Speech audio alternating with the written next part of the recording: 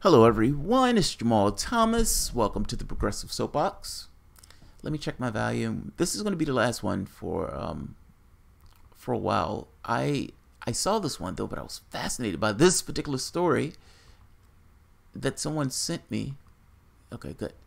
Guys, by the way, if you like what I'm putting down, please feel free to share, like, subscribe. You can always support the work through Patreon, Super Chat, and sending links, liking the video, etc., etc. Now that that's all out the way, let's get back to the original thing. So I get someone sends me this. I'm sorry guys, it's been a long night. Someone sends me a Twitter thread, and it's from a gentleman named Undercover Hubber. Now, I get sent threads all the time, but this one was about the original foundations of the Trump-Russia collusion thing. And it's fascinating because it calls into question how it came to be. So, you know the story at this point. Papadopoulos supposedly has this drunken night, and having this drunken night, he says something about having Russian emails, in which case supposedly the FBI was tipped off. And there was this investigation that started up where they started spying on the Trump campaign. The key thing is they started looking into the Trump campaign before this supposedly drunken conversation. And the guy that he had the drunken conversation with has just been interviewed. And his story conflicts with that drunken conversation narrative. It's fucking fascinating. And the emails thing, or the very least the emails thing that comes up, was in the media already. Meaning what Papadopoulos said was repeating something that was on Fox News earlier the night before, in addition to other media circuits.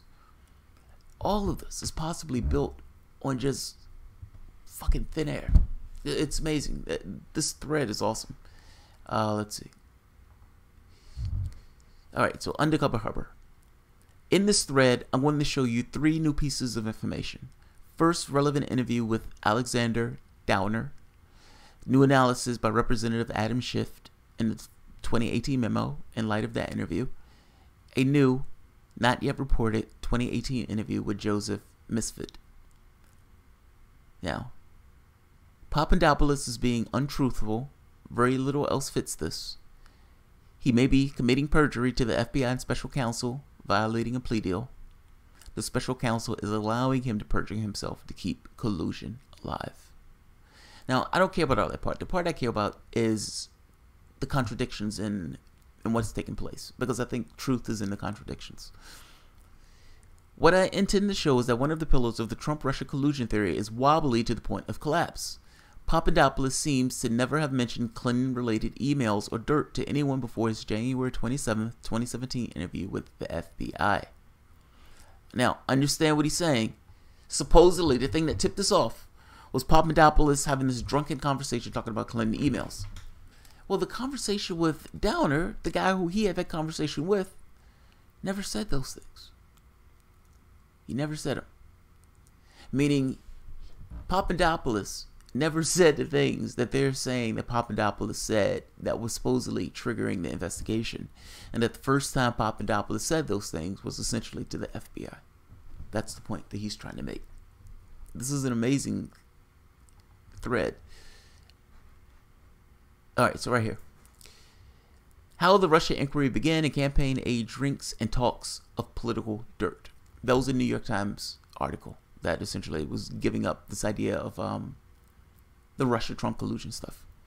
Now, and the person who was supposed to have told him about the emails and dirt, Joseph Misfit, denies have ever told him anything. So the person who was supposed to told Papadopoulos about this dirt and everything else said, I don't know what he's talking about.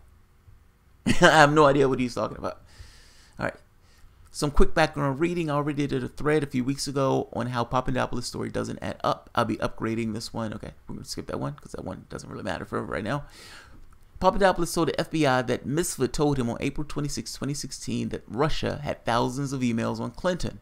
Then after a night of heavy drinking in London, Papadopoulos made a revelation to Downer about dirt and emails which tipped off the FBI.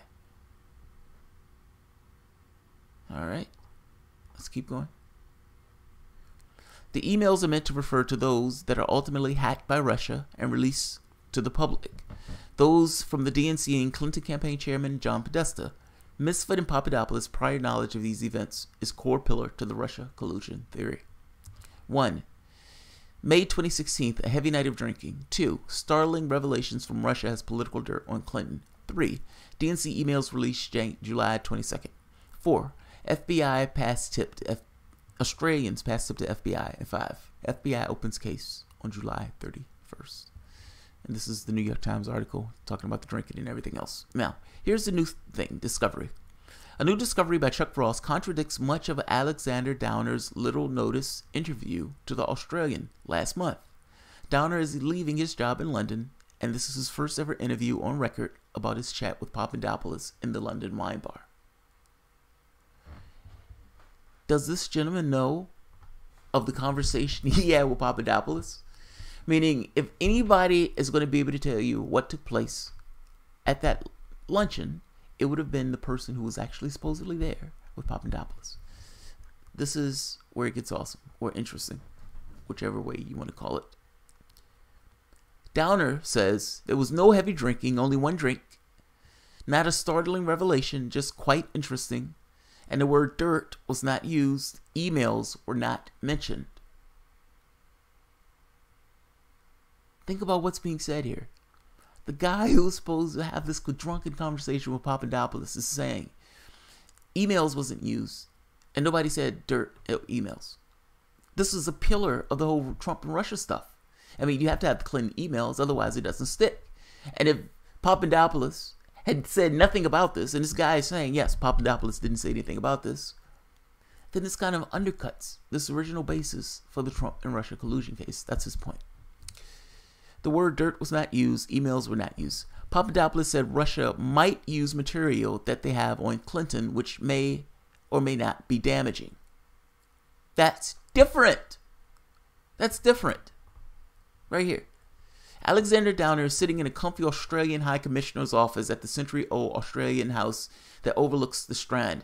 I do declare, as the bells of St. Clair in the fields ring in the background, oh, he leans across the coffee tables and insists conspiratorially, it was just one gin and tonic. It's like a fucking James Bond.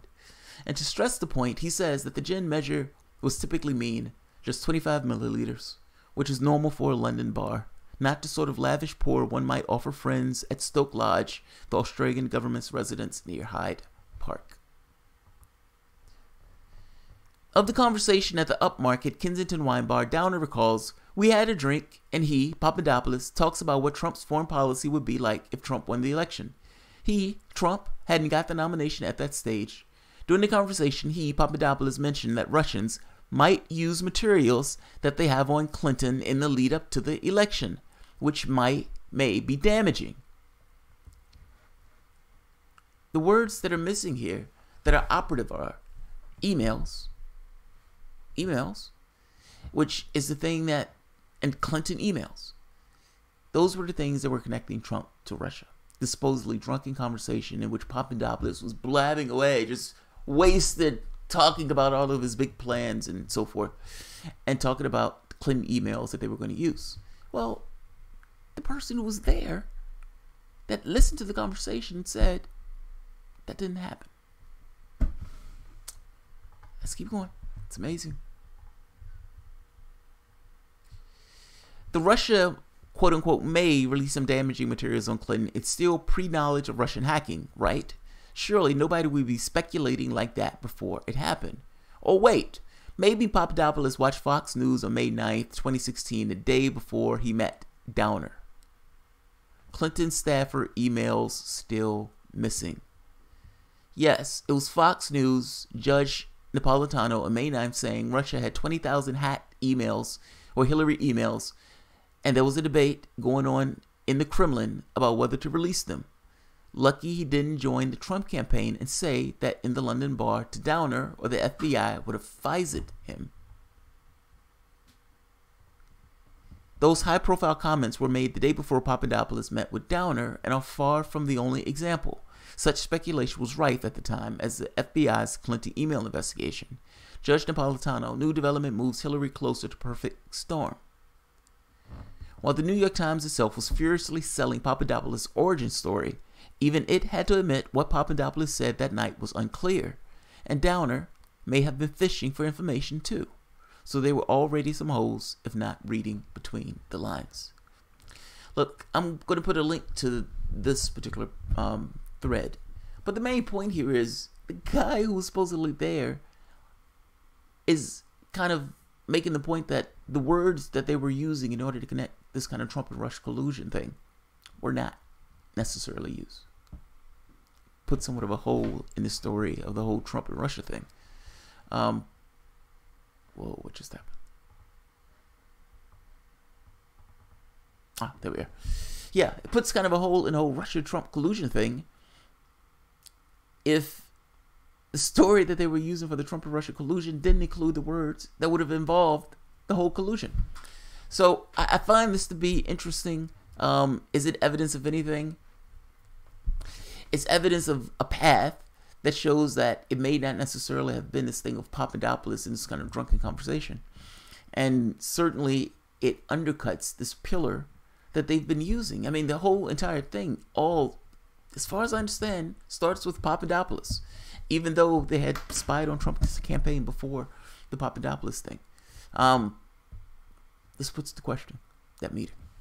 So I'm going to put this at the bottom because he has a huge thread on this. But I am only going to go up to that point. I do think this, up to this point, is interesting, so I will leave it here. You got to check out Michael Peretti. Yes, I like him. I've only watched the first 30 minutes before coming here, but history rhymes, Russia, Russia, Russia. Michael Peretti was one of those guys that opened up my awareness. Again, this thing of crowbarring the person's awareness open. Yeah, he's awesome. He's awesome. I haven't seen anything recently that he's done, but he's awesome. So I'm going to end this here, guys. It is early, and I'm going to go get some rest. So you guys have an awesome day. If you enjoy the content, please feel free to share, like, subscribe, and of course, you guys can always support the Patreon. Thanks, everyone.